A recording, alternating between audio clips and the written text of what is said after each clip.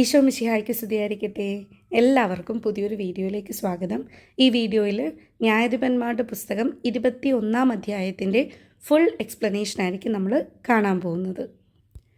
ഞാൻ നേരത്തെ പറഞ്ഞിരുന്നത് പോലെ 19, 20, 21 അധ്യായങ്ങൾ കണക്റ്റഡ് ആണ്.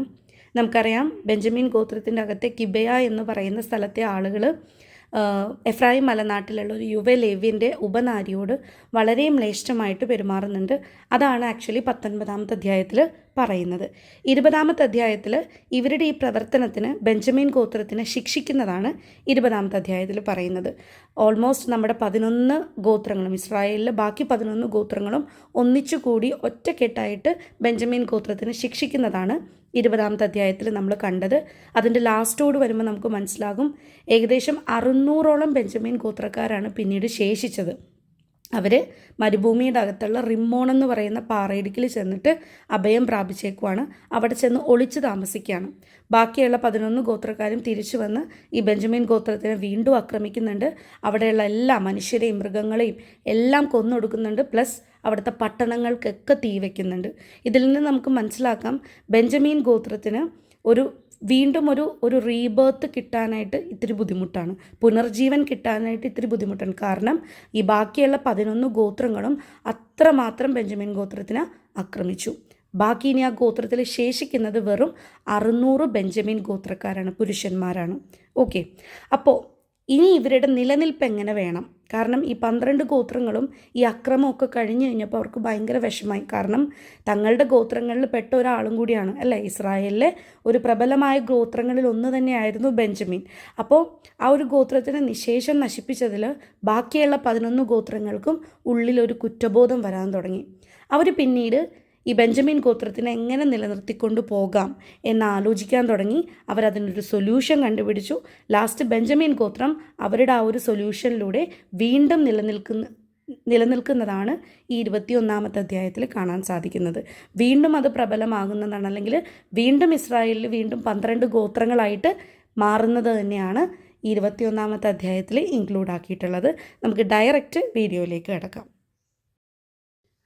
അപ്പോൾ നമ്മുടെ 21 അധ്യായത്തിൻ്റെ ഹെഡിങ് എന്ന് പറയുന്നത് ബെഞ്ചമീൻ്റെ നിലനിൽപ്പാണ്. ബെഞ്ചമിൻ ഗോത്രത്തിൻ്റെ വീണ്ടുമുള്ള നിലനിൽപ്പാണ്.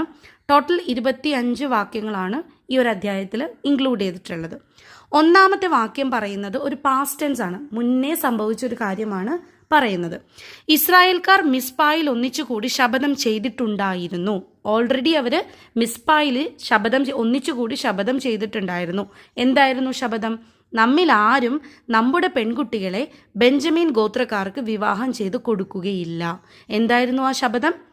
നമ്മിൽ ഒരു ഗോത്രങ്ങളും, ഓക്കെ, കാരണം ഇസ്രായേൽക്കാർ മിസ്പായിൽ ഒന്നിച്ചുകൂടി ശപഥം ചെയ്തിട്ടുണ്ടായിരുന്നു എന്ന് പറഞ്ഞാൽ അതിനർത്ഥം ഇസ്രായേലിലെ ബെഞ്ചമിൻ ഒഴികെ ബാക്കി 11 ഗോത്രങ്ങളും എന്തായിരുന്നു അവരുടെ ശപഥം?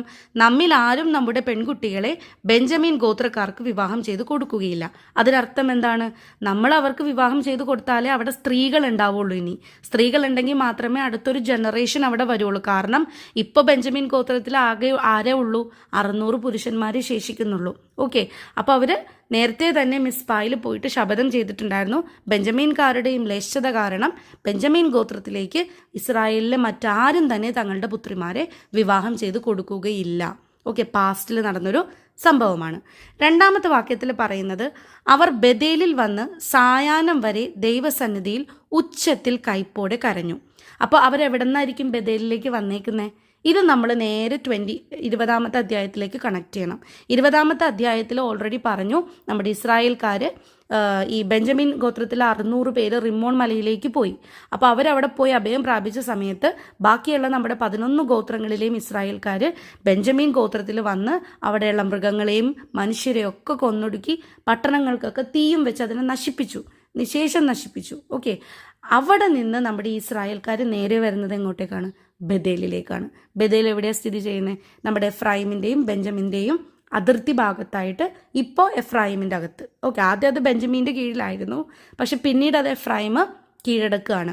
അപ്പോൾ ബെഞ്ചമിൻ്റെയും എഫ്രായിമിൻ്റെയും അതിർത്തിയിലായിട്ട് സ്ഥിതി ചെയ്യുന്ന ഒരു പട്ടണമാണ് ബഥേൽ എന്ന് പറയുന്നത്. ഓക്കെ, അപ്പോൾ ബഥേലിൽ വന്ന് സായാഹ്നം വരെ, വൈകുന്നേരം വരെ അവരെന്ത് ചെയ്തു? ദൈവസന്നിധിയിൽ ഉച്ചത്തിൽ കൈപ്പോടെ കരഞ്ഞു. ഈ വാക്കിന് വളരെ ഇമ്പോർട്ടൻസ് ഉണ്ട്. കൈപ്പോടെ എപ്പോഴാണ് നമ്മൾ കൈപ്പോടെ എന്ന് പറയുന്നത്, ഒരു ബിറ്റർനെസ് വരുന്നത് എപ്പോഴാണ്? നമ്മളെ വളരെ വേദനിപ്പിക്കുന്ന ഒരു കാര്യം വരുമ്പോഴാണ്. ഓക്കെ, കൈപ്പോടെ കരഞ്ഞു എന്ന് ഉദ്ദേശിക്കുന്നത് അത് അത്രമാത്രം അവരെ വേദനിപ്പിച്ചു. അപ്പോൾ എന്തായിരിക്കും അതിന് കാരണം?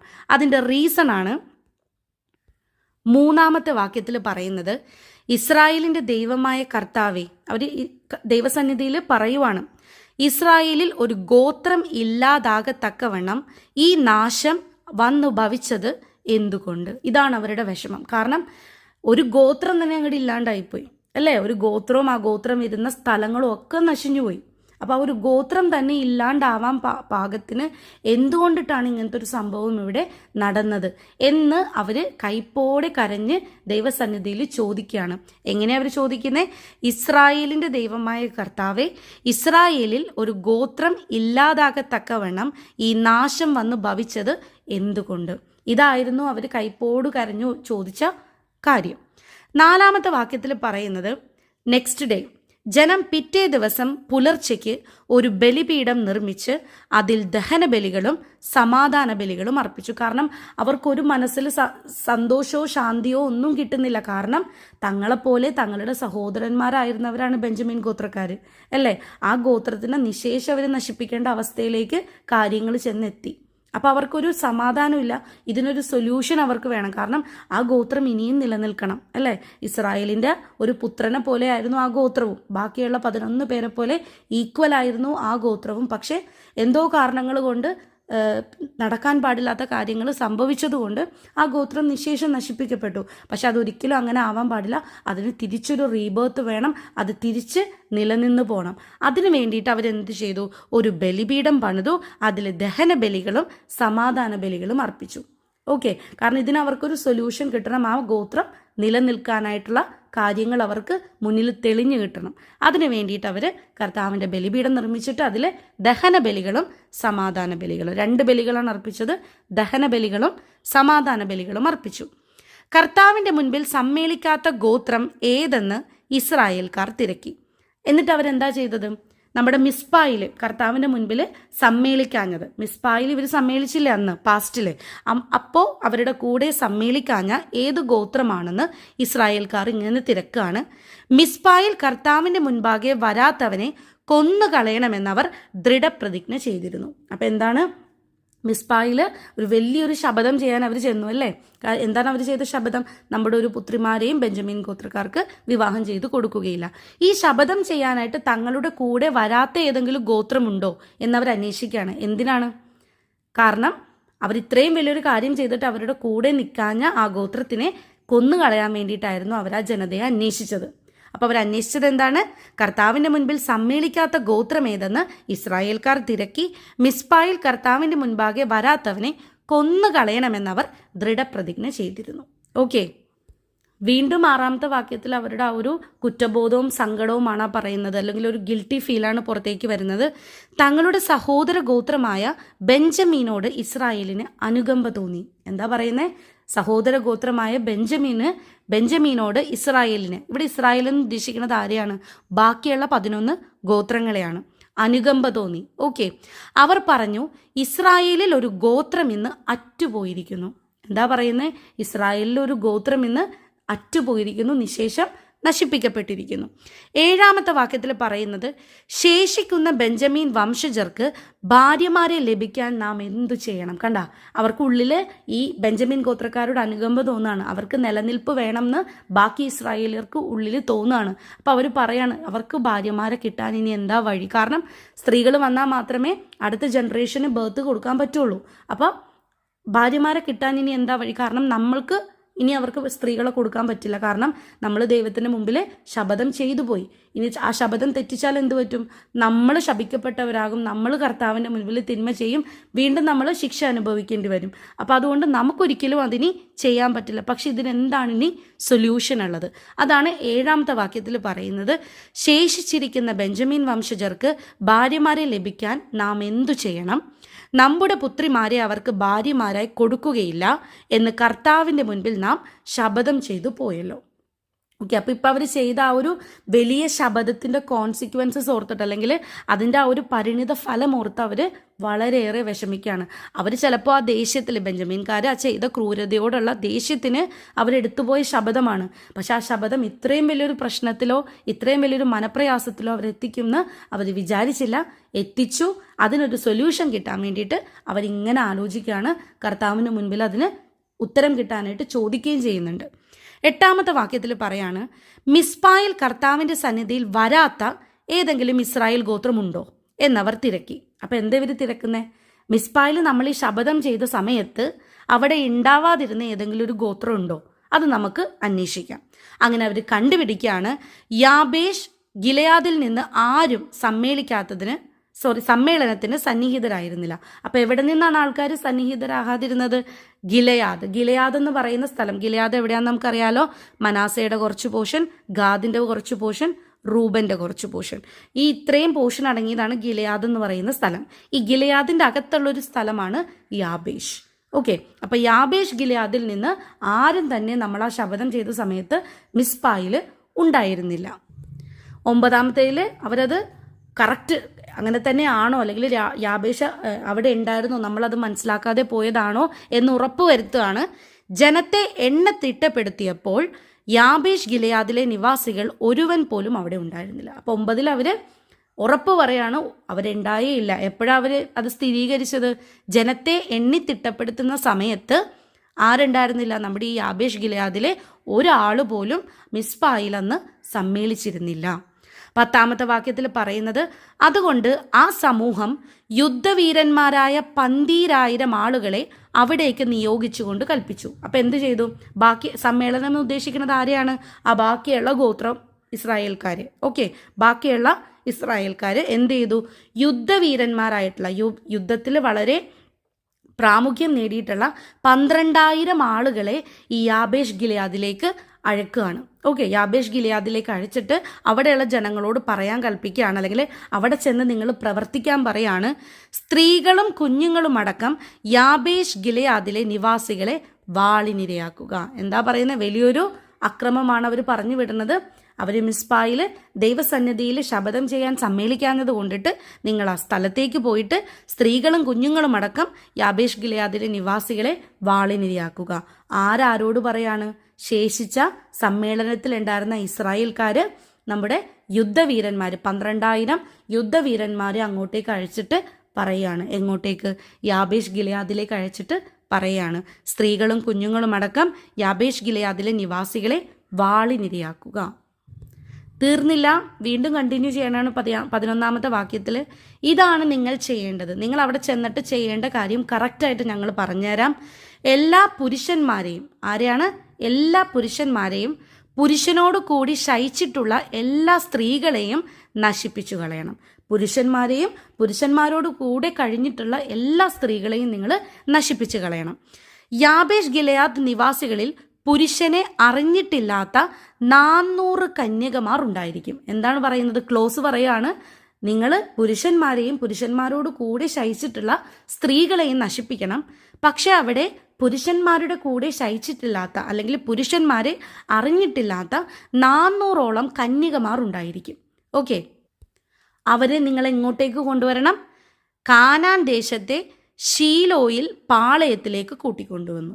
അപ്പോൾ അവരെന്ത് ചെയ്തു?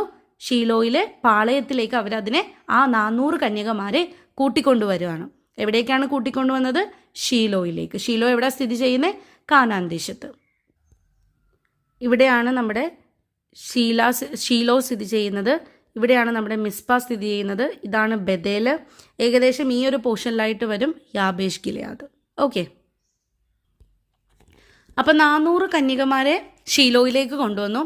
അപ്പോൾ സമൂഹം മുഴുവൻ ഒന്നു ചേർന്ന് റിമ്മോൺ പാറയിൽ താമസിച്ചിരുന്ന ബെഞ്ചമിൻ ഗോത്രക്കാരുടെ അടുക്കൽ ആളെ അയച്ച് സമാധാന പ്രഖ്യാപനം നടത്തി. അപ്പോൾ ഈ 400 കന്യകമാരെ അവർക്ക് കിട്ടിയ ഉടനെ ഇവരെന്താ ചെയ്തത്? ഈ സമൂഹം മുഴുവനും ഒന്നു ചേർന്ന് ഈ റിമ്മോൺ പാറയിൽ താമസിച്ചിരുന്ന ബാക്കി ശേഷിച്ച 600 ബെഞ്ചമിൻ ഗോത്രക്കാരുടെ അടുത്തേക്ക് ആളെ അയച്ച് എന്ത് നടത്തി? സമാധാന പ്രഖ്യാപനം നടത്തി. ഓക്കെ. ഒരു പീസ്ഫുൾ ആയിട്ടുള്ളൊരു ട്രീറ്റി അവർ വെക്കുവാണ്. ആരെയായിട്ട്? ഈ റിമ്മോണിൽ താമസിക്കുന്ന 600 ബെഞ്ചമിൻകാരെയായിട്ട്. ബെഞ്ചമിൻ ഗോത്രക്കാർ തിരിച്ചു വന്നു. അവരെന്ത് ചെയ്തു? അവർ തിരിച്ചു വന്നു. യാബേഷ് ഗിലെയാദിൽ നിന്ന് ജീവനോടെ രക്ഷിച്ച ആ സ്ത്രീകളെന്ന് ഉദ്ദേശിക്കുന്നത് ആരെയാണ്? 400 കന്യകമാരെ കേട്ടോ, അവർക്ക് ഭാര്യമാരായി കൊടുത്തു. എന്നാൽ എല്ലാവർക്കും തികഞ്ഞില്ല. അപ്പം 400 പേരെ നമുക്ക് അവിടെ നിന്ന് കിട്ടിയുള്ളൂ, സ്ത്രീകളെ. ഓൾറെഡി എത്ര പേര് റിമോണിൽ താമസിക്കുന്നുണ്ട്? 600 ബെഞ്ചമിൻകാരുണ്ട്. ഇനി 200 പേർക്കും കൂടി സ്ത്രീകളെ കിട്ടാനുണ്ട്. ഓക്കെ, 400 പേർക്കേ ആകെ ഭാര്യമാരായുള്ളൂ. ഇനിയും എല്ലാവർക്കും തികഞ്ഞില്ല. ഓൾമോസ്റ്റ് 200 പേർക്ക് ഇനിയും ഭാര്യമാരെ കിട്ടാനുണ്ട്. 15-ാമത്തെ വാക്യത്തിൽ വീണ്ടും ഇസ്രായേൽ ജനത്തിന് ബെഞ്ചമീനോട് ഒരു അലിവ് അല്ലെങ്കിൽ ഒരു അനുകമ്പ തോന്നുന്നതിനെ കുറിച്ചാണ് പറയുന്നത്. ഇസ്രായേൽ ഗോത്രങ്ങൾക്കിടയിൽ കർത്താവ് ഒരു വിടവ് സൃഷ്ടിച്ചതുകൊണ്ട് ജനത്തിന് ബെഞ്ചമിൻ വംശജരോട് അലിവ് തോന്നി. എന്താണ് അതിൻ്റെ റീസൺ എന്നൊക്കെ ഇനിയും ഞാൻ എക്സ്പ്ലെയിൻ ചെയ്യേണ്ട ആവശ്യമില്ല, ഓൾറെഡി നമുക്കറിയാം. അപ്പോൾ സമൂഹത്തിലെ ശ്രേഷ്ഠന്മാർ പറഞ്ഞു. ഈ സമൂഹം എന്ന് ഉദ്ദേശിക്കുന്നത് ഈ 11 ഗോത്രങ്ങളെയാണ്, ഇസ്രായേലിലെ ബാക്കി 11 ഗോത്രങ്ങളെയാണ്. അപ്പോൾ സമൂഹത്തിലെ ശ്രേഷ്ഠന്മാർ പറഞ്ഞു, ശ്രേഷ്ഠന്മാരാണ് പറയുന്നത്, ബാക്കിയുള്ളവർക്ക് കൂടി ഭാര്യമാരെ ലഭിക്കാൻ നാം എന്ത് ചെയ്യണം? ഓക്കെ, ബാക്കിയുള്ളവർക്ക്, ബാക്കി 200 പേരോളം വരുന്ന പുരുഷന്മാർക്ക്, ബെഞ്ചമീനിലെ ആണുങ്ങൾക്ക് ഭാര്യമാരെ വേണം. ബെഞ്ചമിൻ ഗോത്രത്തിൽ സ്ത്രീകൾ അറ്റുപോയല്ലോ, കാരണം അവിടെ സ്ത്രീകളില്ല, എല്ലാവരെയും കൊന്നുകളഞ്ഞു. അപ്പം ഇനി ബാക്കിയുള്ള 600 പേർക്ക് 400 പേരെ നമ്മൾ കന്യകമാരെ ഒപ്പിച്ചു. ബാക്കി 200 പേർക്ക് ഇനിയും തികഞ്ഞിട്ടില്ല, അവർക്കിനിയും ഭാര്യമാരെ വേണം. ഇനി എന്തിനു വേണ്ടിയിട്ടാണ് അവർക്ക് ഭാര്യമാരെ കൊടുക്കുന്നത്? അതിനുള്ള എക്സ്പ്ലനേഷനാണ് 17-ാമത്തെ വാക്യത്തിൽ പറയുന്നത്. അവർ തുടർന്നു, ഇസ്രായേൽ ഒരു ഗോത്രം മൺമറഞ്ഞു പോകാതിരിക്കാൻ, എന്താ പറയുന്നത്? ഇസ്രായേലിലെ ഒരു ഗോത്രം മൺമറഞ്ഞു പോവാതിരിക്കാൻ ബെഞ്ചമിൻ ഗോത്രത്തിൽ അവശേഷിച്ചിരുന്നവർക്ക് ഒരു അവകാശം വേണമല്ലോ. അവകാശം എന്ന് ഉദ്ദേശിക്കുന്നത് എന്തെന്നാണ്? അടുത്ത തലമുറ. ഓക്കെ, മൺമറഞ്ഞു ആ ഒരു ഗോത്രം നശിക്കാതിരിക്കണം എന്നുണ്ടെങ്കിൽ നമുക്ക് ഇങ്ങനെ തലമുറകളിൽ മക്കൾ വേണം അല്ലേ? അപ്പോൾ അതുകൊണ്ടിട്ടാണ് ആ പറയുന്നത്, ഇസ്രായേലിൽ ഒരു ഗോത്രം മൺമറഞ്ഞു പോകാതിരിക്കാൻ ബെഞ്ചമിൻ ഗോത്രത്തിൽ അവശേഷിച്ചിരുന്നവർക്ക് ഒരു അവകാശം വേണമല്ലോ. അതിനു വേണ്ടിയിട്ടാണ് ബാക്കിയുള്ളവർക്കും കൂടി സ്ത്രീകളെ നമ്മൾ എങ്ങനെ ഒപ്പിക്കണമെന്ന് ഈ ശ്രേഷ്ഠന്മാർ ചോദിക്കുന്നത്. ശ്രേഷ്ഠന്മാർ വീണ്ടും തുടർന്ന് പറയുകയാണ്, എന്നാൽ നമ്മുടെ പുത്രിമാരെ അവർക്ക് ഭാര്യയായി നൽകുക സാധ്യമല്ല. അല്ലേ? നമ്മുടെ പുത്രിമാരെ അവർക്ക് ഭാര്യമാരെ കൊടുക്കാനായിട്ട് സാധിക്കുകയില്ല. കാരണം എന്താണ്? ബെഞ്ചമിൻ വംശജന് ഭാര്യയെ നൽകുന്നവൻ ശപിക്കപ്പെട്ടവനായിരിക്കുമെന്ന് ഇസ്രായേൽ ജനം ശപഥം ചെയ്തിട്ടുണ്ട്. എന്താണ് ഇസ്രായേൽ ജനം ശപഥം ചെയ്തിരിക്കുന്നത്? ബെഞ്ചമിൻ വംശജർക്ക് ഭാര്യയെ കൊടുക്കുന്നവർ, അല്ലെങ്കിൽ തൻ്റെ പുത്രിയെ ഭാര്യയായിട്ട് നൽകുന്നവർ ശപിക്കപ്പെട്ടവരായിരിക്കുമെന്ന് ഓൾറെഡി നമ്മൾ മിസ്പായിൽ വെച്ച് ദൈവസന്നിധിയിൽ ശപഥം ചെയ്തു പോയിട്ടുണ്ട്. അതുകൊണ്ട് ഒരിക്കലും നമ്മുടെ പുത്രിമാരെ അവർക്ക് ഭാര്യമാരായിട്ട് കൊടുക്കാൻ സാധിക്കുകയില്ല. അവർ പറഞ്ഞു, ബെതേലിന് വടക്കും ബെതേലിൽ നിന്ന് ഷെക്കേമിലേക്കുള്ള പെരുവഴിയുടെ കിഴക്കും ലബോനായ്ക്ക് തെക്കുമുള്ള ഷീലോയിൽ കർത്താവിൻ്റെ ഉത്സവം വർഷം തോറും ആഘോഷിക്കാറുണ്ടല്ലോ. അപ്പം എന്താ അവർ പറയുന്നത്? ഷീലോ എന്ന് പറയുന്ന സ്ഥലത്ത് കർത്താവിൻ്റെ ഉത്സവം വർഷം തോറും ആഘോഷിക്കാറുണ്ടല്ലോ. ആ ഷീലോ എന്ന് പറയുന്ന സ്ഥലത്തിൻ്റെ സ്ട്രാറ്റജിക് ലൊക്കേഷനാണ് ഈ മോളിൽ പറഞ്ഞിരിക്കുന്നത്, ബെതേലിന് വടക്ക്. ഓക്കെ, ബെതേൽ എന്ന് പറയുന്ന സ്ഥലത്തിന് നോർത്തായിട്ട്. അവർ പറയുന്നത് എന്തെന്നാണ്? ബെതേലിൽ നിന്ന് ഷെക്കേമിലേക്കുള്ള പെരുവഴിയുടെ കിഴക്ക്. ഓക്കെ, ബെതേലിൽ നിന്ന് ഷെക്കേമിലേക്കുള്ള പെരുവഴിയുടെ കിഴക്ക്. പിന്നെ എന്തെന്നാ പറയണേ? ലെബോനായിക്ക് തെക്ക്. തെക്കെന്ന് വെച്ചിട്ടുണ്ടെങ്കിൽ സൗത്ത് റീജിയനിലുള്ള ഷീലോ. അപ്പം 3 ലൊക്കേഷൻ വെച്ചിട്ടാണ് ഷീലോ, അല്ലെങ്കിൽ 3 സ്ഥലങ്ങൾ വെച്ചിട്ടാണ് ഷീലോനെ ലൊക്കേറ്റ് ചെയ്തിരിക്കുന്നത്. ഇപ്പോൾ ഇതാണ് ഷീലോ എന്ന് വിചാരിക്കുക. ഓക്കെ, അപ്പോൾ ബെതേൽ ഇവിടെയാണ് ലൊക്കേറ്റ് ചെയ്തിരിക്കുന്നതെന്ന് വിചാരിക്കുക. ബെതേലിന് നോർത്ത്, വടക്ക്. കണ്ടോ? അടുത്തത് ബെതേലിൽ നിന്ന് ഷെക്കേമിലേക്ക് പോകുന്ന വഴി ഇതാണെന്ന് വിചാരിക്കുക. നമുക്കറിയാം ബെതേലിൻ്റെ വീണ്ടും കുറേ വടക്കോട്ട് നീങ്ങിയാണ് ഷെക്കേം ഇരിക്കുന്നത്. അപ്പോൾ ബെതേലിൽ നിന്ന് ഷെക്കേമിലേക്ക് പോകുന്ന വഴിയുടെ കിഴക്ക്. കണ്ടോ? അത് മാത്രമല്ല വേറൊരു സ്ഥലവും കൂടി പറയുന്നുണ്ട്, ലെബോനായ്ക്ക് തെക്ക്. ലെബോന എന്ന് പറയുന്നത് നമ്മുടെ ഷീലോൻ്റെ തൊട്ടടുത്ത് കാണുന്ന ഒരു പട്ടണമാണ്. ഈ പട്ടണത്തിൻ്റെ തെക്ക്, സൗത്ത് പോർഷനിൽ. അപ്പം ബെതേലിന് വടക്ക്, ബെതേലിൻ്റെ നോർത്ത് പോർഷനിൽ, ബെതേലിൽ നിന്ന് ഷെക്കേമിലേക്ക് പോകുന്ന വഴിയുടെ കിഴക്ക്, പിന്നെ ലെബോന എന്ന് പറയുന്ന പട്ടണത്തിൻ്റെ തെക്ക്, ഇവിടെ സ്ഥിതി ചെയ്യുന്ന ഷീലോയിൽ. അപ്പം ബേസിക്കലി പറഞ്ഞാൽ ഷീലോയിൽ കർത്താവിൻ്റെ ഉത്സവം വർഷം തോറും നടക്കാറുണ്ട്. ഈ ഷീലോ എന്ന് പറയുന്ന സ്ഥലത്തിന് ലൊക്കേറ്റ് ചെയ്തിരിക്കുന്നതാണ് ഈ 3 സ്ഥലങ്ങൾ പറഞ്ഞുകൊണ്ട്. ഏതൊക്കെയാണ്? ബെതേലിന് വടക്ക്, പിന്നീട് രണ്ടാമത് പറയുന്നത് എന്താണ്? ബെതേലിൽ നിന്ന് ഷെക്കേമിലേക്കുള്ള പെരുവഴിയുടെ കിഴക്ക്, ലെബോനായ്ക്ക് തെക്ക്. അവിടെയുള്ള നമ്മുടെ ഷീലോയിലാണ് കർത്താവിൻ്റെ ഉത്സവം വർഷം തോറും ഉള്ളത്. ഇനി അവരവരുടെ സൊല്യൂഷൻ്റെ ആ ഒരു ഇത് എക്സ്പ്ലെയിൻ ചെയ്ത് കൊടുക്കണം. നിങ്ങൾ എന്തൊക്കെയാണ് ഇനി ചെയ്യുന്നത്, ബാക്കിയുള്ള 200ഓളം വരുന്ന ബെഞ്ചമിൻകാർക്ക് ഭാര്യമാരെ കിട്ടാനായിട്ട് നിങ്ങൾ ഇനി എന്താണ് ചെയ്യേണ്ടതെന്ന് എക്സ്പ്ലെയിൻ ചെയ്ത് കൊടുക്കുകയാണ്. ബെഞ്ചമിൻകാരോട് അവർ നിർദ്ദേശിച്ചു. അവർ ഉദ്ദേശിക്കുന്നത് ആരാണ്? നമ്മുടെ ഇസ്രായേൽ സമൂഹത്തിലെ ശ്രേഷ്ഠന്മാർ. അവർ നിർദ്ദേശിക്കുകയാണ്, നിങ്ങൾ പോയി മുന്തിരിത്തോട്ടങ്ങളിൽ പതിയിരിക്കുവിൻ. എന്താ പറയുന്നത്? നിങ്ങൾ പോയിട്ട് മുന്തിരിത്തോട്ടങ്ങളിൽ പതിയിരിക്കുവിൻ. എന്നിട്ട് പറയാണ്, ഷീലോയിലെ യുവതികൾ നൃത്തം ചെയ്യാൻ വരുന്നത് കാണുമ്പോൾ, ഓൾറെഡി നമ്മൾ പറഞ്ഞു ഷീലോയിൽ കർത്താവിൻ്റെ ഉത്സവം എല്ലാ വർഷവും ആഘോഷിക്കാറുണ്ട്. അപ്പോൾ ആ ഉത്സവത്തിന് ഷീലോയിലുള്ള സ്ത്രീകൾ അഥവാ ഷീലോയിലുള്ള യുവതികൾ നൃത്തം ചെയ്യാൻ വരുന്നത് നിങ്ങൾ കാണുമ്പോൾ മുന്തിരിത്തോട്ടത്തിൽ നിന്ന് പുറത്തേക്ക് വന്ന് എന്താ ചെയ്യേണ്ടത്?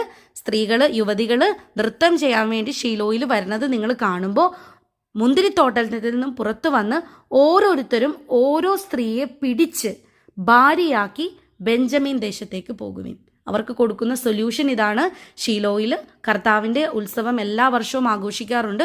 അപ്പോൾ ആ ഉത്സവത്തിൽ ഷീലോയിലുള്ള യുവതികൾ നൃത്തം ചെയ്യാൻ വരുമ്പോൾ നിങ്ങൾ മുന്തിരിത്തോട്ടത്തിൽ പതിയിരുന്ന് അവരെ കാണുമ്പോൾ നിങ്ങൾ മുന്തിരിത്തോട്ടത്തിൽ നിന്ന് പുറത്തു വന്ന് അവരവർക്ക് വേണ്ട സ്ത്രീയെ പിടിച്ചുകൊണ്ട് പോയി ഭാര്യയായിട്ട് ബെഞ്ചമിൻ ഗോത്രക്കാരുടെ ദേശത്തേക്ക് പോയിക്കൊള്ളുക. എന്നിട്ട് പറയാണ്, അവരുടെ പിതാക്കന്മാരോ സഹോദരന്മാരോ പരാതിയുമായി ഞങ്ങളെ സമീപിച്ചാൽ. ആരുടെ പിതാക്കന്മാരോ സഹോദരന്മാരോ? നിങ്ങൾ കൊണ്ടുപോകുന്ന യുവതികളുടെ പിതാക്കന്മാരോ സഹോദരന്മാരോ കംപ്ലൈൻറ്റുമായിട്ട് ഞങ്ങളുടെ അടുത്ത് വന്നാൽ ഞങ്ങൾ അവരോട് ഇങ്ങനെ സമാധാനം പറഞ്ഞോളാം, ഞങ്ങൾ അവരെ സമാധാനിപ്പിച്ച് വിട്ടോളാം.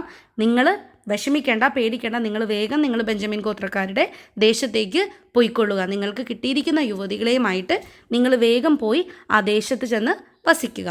എന്നിട്ട് എങ്ങനെയായിരിക്കും അവർ സമാധാനിപ്പിക്കാൻ പോണത്? അവരോട് ക്ഷമിക്കുവിൻ. ആദ്യം പറയാൻ പോണത് എന്താണ്? അവരോട് ക്ഷമിക്കുവിൻ. ആര് പറയുന്നതാണിത്? നമ്മുടെ ഇസ്രായേലിലെ ശ്രേഷ്ഠന്മാർ നമ്മുടെ ഈ യുവതികളുടെ പിതാക്കന്മാരോടും ഒപ്പം സഹോദരന്മാരോടും പറയുവാണ്. അവർ കംപ്ലൈൻറ്റുമായിട്ട് വരുമ്പോൾ അവരെ സമാധാനിപ്പിക്കുന്നതാണ്. അവരോട് ക്ഷമിക്കുവിൻ. ആരോട്? ബെഞ്ചമിൻ ഗോത്രക്കാരോട്. നിങ്ങളുടെ യുവതികളെ കൊണ്ടുപോയതിന് ബെഞ്ചമിൻ ഗോത്രക്കാരോട് ക്ഷമിക്കുവിൻ. യുദ്ധത്തിൽ ഞങ്ങൾ അവർക്കായി സ്ത്രീകളെ കൈവശപ്പെടുത്തിയില്ല. ഇതെന്താ ഉദ്ദേശിക്കുന്നത്? യുദ്ധത്തിൽ അവർക്കായി ഞങ്ങൾ സ്ത്രീകളെ കൈവശപ്പെടുത്തിയില്ല എന്ന് ഉദ്ദേശിക്കുന്നത്, ഗിലയാദിൽ നമ്മൾ യുദ്ധം ചെയ്തു അല്ലേ? യാബേഷ് ഗിലയാദിൽ നമ്മൾ യുദ്ധം ചെയ്തു. പക്ഷെ അവർക്ക് മുഴുവനും വേണ്ട സ്ത്രീകളെ കൈവശപ്പെടുത്താനായിട്ട് നമുക്ക് സാധിച്ചില്ല. അതാണ് ഇവിടെ ഉദ്ദേശിക്കുന്നത്. യുദ്ധത്തിൽ ഞങ്ങൾ അവർക്കായി സ്ത്രീകളെ കൈവശപ്പെടുത്തിയില്ല. അതുകൊണ്ടിട്ടാണല്ലോ ഇപ്പോൾ നിങ്ങളുടെ യുവതികളെ അവർക്ക് കൊണ്ടുപോകേണ്ട അവസ്ഥ വന്നത്. അപ്പം അവർക്കായിട്ട് ഞങ്ങൾക്ക് ഭാര്യമാരെ കണ്ടെത്താനായിട്ടോ അല്ലെങ്കിൽ ഞങ്ങൾക്ക് സ്ത്രീകളെ കണ്ടെത്താനോ സാധിച്ചില്ല. നിങ്ങൾ അവർക്ക് കൊടുത്തതുമില്ല, നിങ്ങളായിട്ട് അവർക്ക് കൊടുത്തതുമില്ല. ഓക്കെ, അപ്പോൾ എന്താ പറയുന്നത്? ഞങ്ങൾക്ക് സ്ത്രീകളെ അവർക്ക് വേണ്ടിയിട്ട് കൈവശപ്പെടുത്താനും സാധിച്ചില്ല, നിങ്ങൾക്കൊട്ട് ഡയറക്റ്റ് നിങ്ങൾ കൊടുത്തതുമില്ല. ഓക്കെ, കൊടുത്തിരുന്നെങ്കിൽ നിങ്ങൾ കുറ്റക്കാരാകുമായിരുന്നു. അപ്പം നിങ്ങളായിട്ട് അവർക്ക് കൊടുക്കുകയായിരുന്നെങ്കിൽ ഉറപ്പായിട്ടും നിങ്ങൾ കുറ്റക്കാരാകും. ആരുടെ മുമ്പിൽ? കർത്താവിൻ്റെ മുമ്പിൽ. കാരണം ഓൾറെഡി ശപഥം ചെയ്ത കൂട്ടർ തന്നെയാണ് ഷീലോയിലുള്ളവരും അല്ലേ? അപ്പോൾ ഷീലോക്കാർ ഡയറക്റ്റ് കൊടുക്കുമായിരുന്നുവെങ്കിൽ, ഈ പിതാക്കന്മാരും സഹോദരന്മാരും ഈ യുവതികളെ ഡയറക്റ്റ് കൊടുക്കുമായിരുന്നെങ്കിൽ നിങ്ങൾ കുറ്റക്കാരാണ്, നിങ്ങൾ ശപിക്കപ്പെട്ടവരാകും, നിങ്ങൾ ശിക്ഷ ഏറ്റുവാങ്ങേണ്ടി വരും. മറിച്ച് ഇതിപ്പോൾ നിങ്ങൾ അറിഞ്ഞിട്ട് പോലുമില്ല, നിങ്ങളായിട്ട് കൊടുത്തതല്ല, അതുകൊണ്ട് നിങ്ങൾ കുറ്റക്കാരാവുകയില്ല. ഒന്നുകൂടി വായിക്കാം. ഇങ്ങനെ സമാധാനം പറഞ്ഞുകൊള്ളാം, അവരോട് ക്ഷമിക്കുവിൻ. യുദ്ധത്തിൽ ഞങ്ങൾ അവർക്കായി സ്ത്രീകളെ കൈവശപ്പെടുത്തിയില്ല, നിങ്ങൾ അവർക്ക് കൊടുത്തതുമില്ല. കൊടുത്തിരുന്നെങ്കിൽ നിങ്ങൾ കുറ്റക്കാരാകുമായിരുന്നു. ഓക്കെ, അപ്പോൾ ആ ശപഥം ലംഘിച്ച് നിങ്ങൾ കുറ്റക്കാരാകുമായിരുന്നു, നിങ്ങൾ ശപിക്കപ്പെട്ടവരായി മാറുമായിരുന്നു. ബെഞ്ചമിൻ ഗോത്രജർ തങ്ങളുടെ എണ്ണത്തിനനുസരിച്ച് ഭാര്യമാരെ നൃത്തം ചെയ്യാൻ വന്ന യുവതികളിൽ നിന്ന് പിടിച്ചുകൊണ്ടുപോയി. ഓക്കെ, അപ്പോൾ അവർ കറക്റ്റായിട്ടാണ് 200 പേര് ബാലൻസ് ഉണ്ടായിരുന്നു. ആ 200 ബെഞ്ചമീൻകാർക്ക് വേണ്ട 200 യുവതികളെയാണ് അവർ ആ നൃത്തം ചെയ്ത യുവതികളുടെ കൂട്ടത്തിൽ നിന്ന് പിടിച്ചുകൊണ്ടുപോയത്. തങ്ങൾക്ക് അവകാശമായി ലഭിച്ച സ്ഥലത്ത് മടങ്ങിച്ചെന്ന് പട്ടണം പുതുക്കി അവർ അവിടെ വസിച്ചു. എന്താ പറയുന്നത്? തങ്ങൾക്ക് അവകാശമായിട്ടുള്ള ബെഞ്ചമിൻ ഗോത്രജരുടെ ബെഞ്ചമീനിൽ ചെന്ന് എന്ത് ചെയ്തു? അവരുടെ പട്ടണം നിശേഷം നശിപ്പിച്ചിട്ടുണ്ടായിരുന്നു. അതവർ പുതുക്കി പണിതതിനു ശേഷം അവിടെ വസിച്ചു. അപ്പോൾ ഇപ്പോൾ ബെഞ്ചമിൻ നിലനിൽക്കാനായിട്ടുള്ള ആ ഒരു സൊല്യൂഷനും കിട്ടി, അവരത് പ്രാക്ടിക്കലാക്കുകയും ചെയ്തു. ഇനി നമ്മുടെ ഇസ്രായേൽ ജനം എന്ത് ചെയ്തു? ആ സമ്മേളിച്ചിരുന്ന സ്ഥലത്ത് നിന്ന് അവർ മടങ്ങി അവരവർ സ്വന്തം ഗോത്രങ്ങളിലേക്കും ഭവനങ്ങളിലേക്കും ഒക്കെ തിരിച്ചുപോയി. എന്താ പറയുന്നത്? ഇസ്രായേൽ ജനം അവിടെ നിന്ന് മടങ്ങി ഓരോരുത്തരും തന്താങ്ങളുടെ ഗോത്രങ്ങളിലേക്ക്, ഭവനങ്ങളിലേക്കും അവകാശ ഭൂമിയിലേക്കും പോയി. എന്താ പറയുന്നത്? ഓരോരുത്തരും തന്താങ്ങളുടെ ഗോത്രങ്ങളിലേക്കും ഭവനങ്ങളിലേക്കും അവകാശ ഭൂമിയിലേക്കും തിരിച്ചുപോയി. അവിടെ സമ്മേളിച്ചിരുന്ന ബാക്കി 11 ഗോത്രക്കാരായ ഇസ്രായേലിനും അവരവരുടെ ഗോത്രങ്ങളിലേക്കും ഭവനങ്ങളിലേക്കും അവകാശ ഭൂമിയിലേക്കും തിരികെ പോയി. നമ്മുടെ ന്യായാധിപന്മാരുടെ 21-ാം അധ്യായം എൻഡ് ചെയ്യുന്നത്, അല്ലെങ്കിൽ കംപ്ലീറ്റ് ന്യായാധിപന്മാരുടെ പുസ്തകം എൻഡ് ചെയ്യുന്നത് ഈ ഒരു സെൻറ്റൻസിലാണ്. അക്കാലത്ത് ഇസ്രായേലിൽ രാജാവില്ലായിരുന്നു. രാജവാഴ്ച കാലമല്ല, രാജഭരണമല്ല. ഓരോരുത്തനും തനിക്ക് യുക്തമെന്ന് തോന്നിയത് ചെയ്തിരുന്നു. സ്വന്തം മനസ്സ് പറയുന്നത് എന്താണോ അതനുസരിച്ചായിരുന്നു അന്ന് ഇസ്രായേലിൽ ഉണ്ടായിരുന്നവർ, അല്ലെങ്കിൽ അന്ന് ഇസ്രായേൽ ഗോത്രജരായിരുന്നവർ ജീവിച്ചു പോകുന്നത്. അവർക്ക് സ്വന്തമായിട്ട് രാജാവില്ലായിരുന്നു. ഈ ഒരു അധ്യായം നിങ്ങൾക്ക് മനസ്സിലായി എന്ന് ഞാൻ വിശ്വസിക്കുന്നു കേട്ടോ. വീഡിയോസ് ഇഷ്ടപ്പെടുകയാണെങ്കിൽ തീർച്ചയായിട്ടും ചാനൽ സബ്സ്ക്രൈബ് ചെയ്യണം.